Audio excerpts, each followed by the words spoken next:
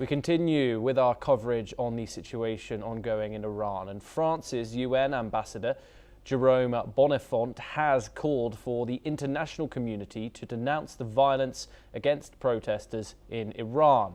He highlighted the scale and brutality of the repression and reiterated France's demand for the immediate release of detainees and a suspension of the death penalty.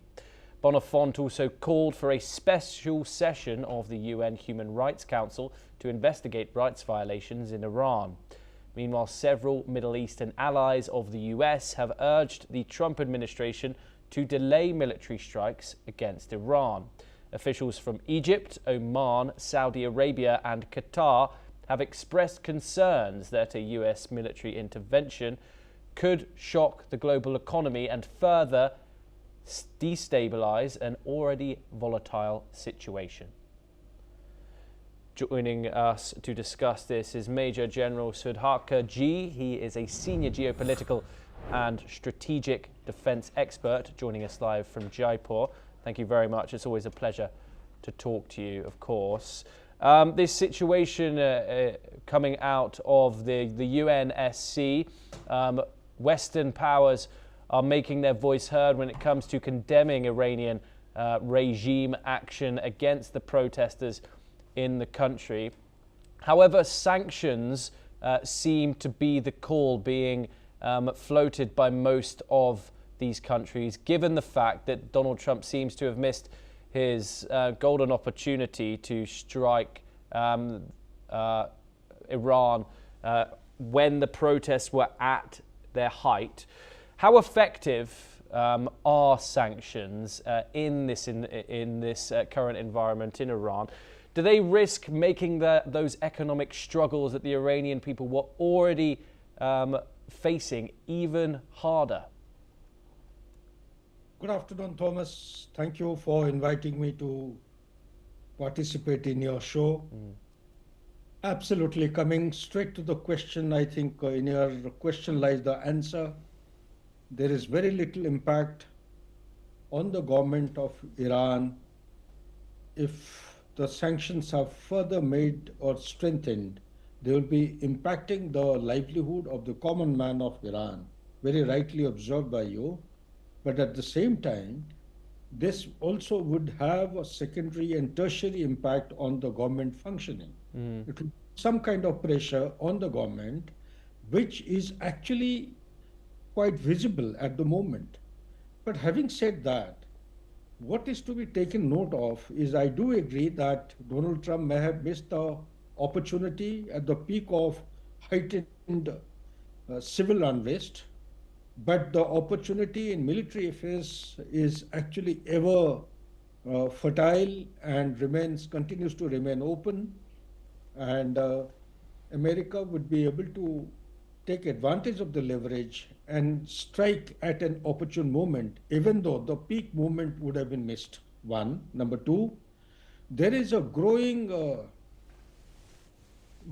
concern amongst the Arabic nations, let's say Oman, Saudi Arabia, Turkey, such like countries, Qatar to a large extent. They have also expressed their concern that any military strike by USA is going to jeopardize and impact very adversely the economy, the political situation, and aggravate the current unrest, which is ongoing for quite some time. Number two, it will also impact the supply chain of the oil and the oil price in the international market.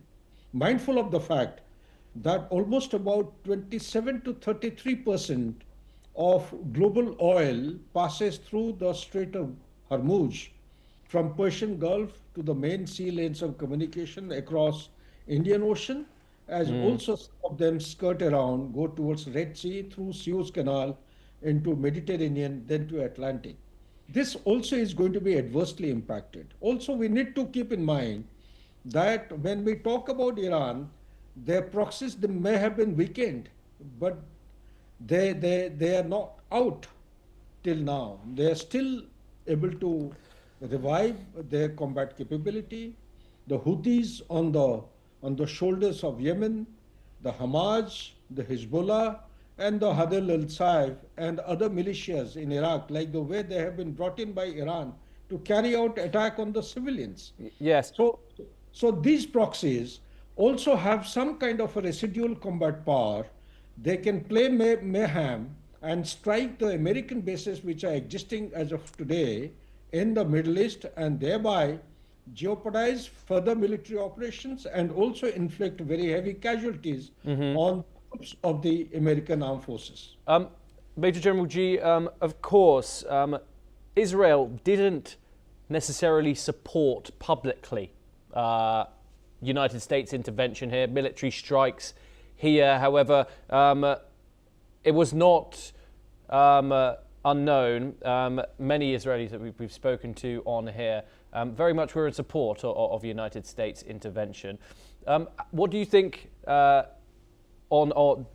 deep down that the Israelis will be feeling that some of the Arab powers in the Middle East, like Egypt, Oman, Saudi Arabia, have convinced the United States possibly in not toppling the Iranian regime with military intervention at this present moment? Precisely. I think spot on.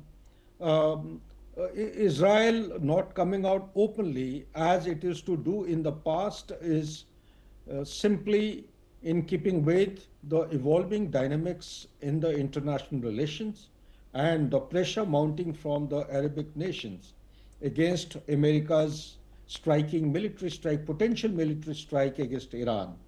That itself will have very serious impact as far as the stability in the Middle East is concerned, and mindful of the fact that Iran, as on today, in past 6 to 8 months or so, has been able to rejuvenate its defense industrial production line and have been able to produce large number of killer drones, call them by any name, and the hypersonic missiles.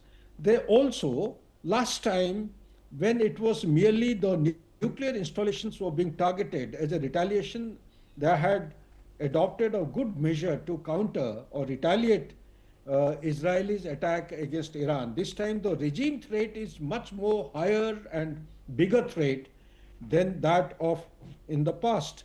So therefore I visualize that Iran, if it is cornered too much, it's like the story of a cat being cornered within the four walls. A stage comes when the cat will be left with no option but to pounce against the aggressor.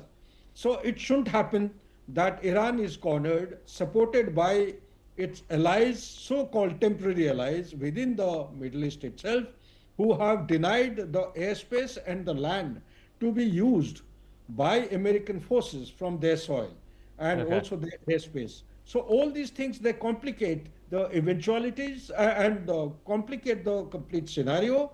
And the trade traffic of oil cargoes and the gas moving from Persian Gulf is also going to pose a huge threat to the international price of oil as also gas.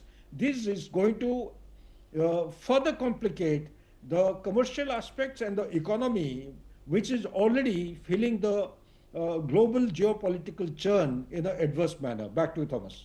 Okay, do stay with us, Major General G, as we move over to the Americas for our next story.